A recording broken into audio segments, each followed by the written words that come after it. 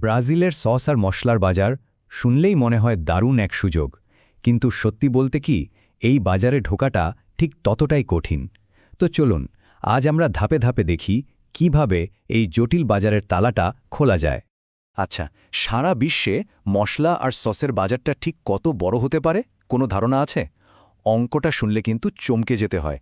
প্রায় $400 কোটি। আর এই যে এত বড় একটা বাজার, তার একটা খুব গুরুত্বপূর্ণ অংশ হলো ব্রাজিল, যেখানে সুযোগ যেমন আছে, চ্যালেঞ্জও কিন্তু কম না। ব্রাজিল যে এই বাজারের একটা লোভনীয় অংশ তাতে কোনো সন্দেহ নেই, কিন্তু এর আরেকটা পরিচয়ও আছে, আর সেটা হলো এর কুখ্যাত জটিল নিয়মকানুন। মানে ব্যবসা করে লাভ করার সুযোগ তো আছে, কিন্তু তার আগে লাল ফিতার দৌরাত্ম্য বা আমলাতান্ত্রিক জটিলতার যে বিশাল বাধা, সেটা পেরোতে হবে। তো এই পুরো ব্যাপারটা আমরা 4টা ভাগে বোঝার চেষ্টা করব।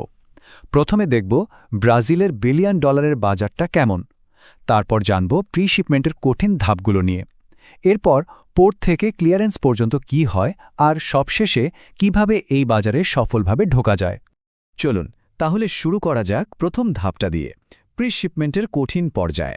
মানে পণ্য ব্রাজিলের জাহাজে তোলার আগেই কি প্রস্তুতি নিতে হবে।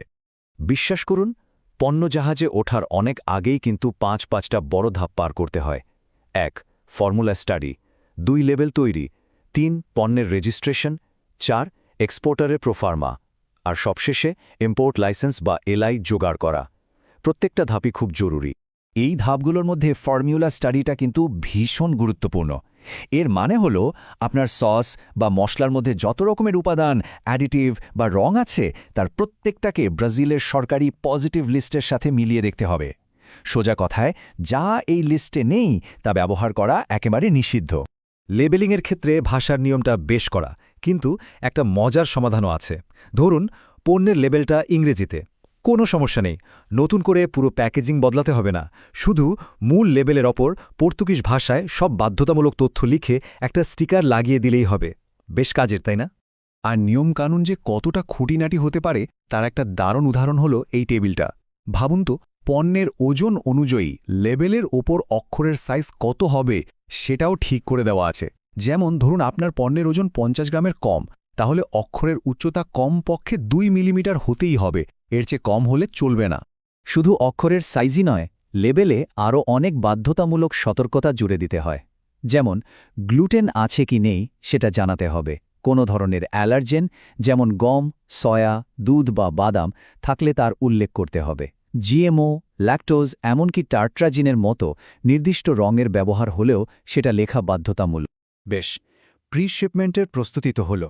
এবার চলুন যাত্রার পরের অংশে যাওয়া যাক, অর্থাৎ পোর্ট থেকে ক্লিয়ারেন্স পর্যন্ত শিপমেন্ট আর কাস্টমসের ধাপগুলো কেমন হয় সেটা দেখি। এই যে ফ্লোচার্টটা দেখছেন, এটা পুরো আমদানি প্রক্রিয়াটাকে খুব সহজ করে 3টে ভাগে দেখাচ্ছে: প্রি শিপমেন্ট, শিপমেন্ট আর কাস্টমস ক্লিয়ারেন্স।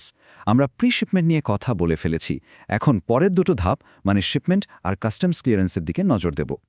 এই পর্যায়ে এসে সময়মতো পণ্য ছাড় করাতে কিছু ডকুমেন্ট থাকাটা মাস্ট, যেমন certificate of analysis, certificate of origin, commercial invoice, packing list আর বিল অফ লেডিং। মনে রাখতে হবে, এর একটাও যদি এদিক ওদিক হয় তাহলে পণ্য কিন্তু কাস্টমসে আটকে যেতে পারে। এখানে একটা ছোট কিন্তু খুবই জরুরি বিষয় আছে যেটা অনেকেই ভুল করে, সেটা হলো কাঠের প্যালেট। পণ্য যে কাঠের প্যালেটে করে পাঠানো হচ্ছে সেটাকে অবশ্যই ISPM 15 স্ট্যান্ডার্ডের হতে হবে, আর তাতে একটা অফিসিয়াল IPPC স্ট্যাম্পও থাকতে হবে, না হলে কিন্তু পোর্টে পুরো চালানটাই আটকে যেতে পারে। এরপর আমদানিকারকের কাজ হল SI এসকমেক্স নামের একটা অনলাইন সিস্টেমে ইম্পোর্ট ডিক্লারেশন বা DI ফাইল করা। এই কাজটা করার সাথে সাথেই কিন্তু সরকারি প্রক্রিয়া শুরু হয়ে যায়।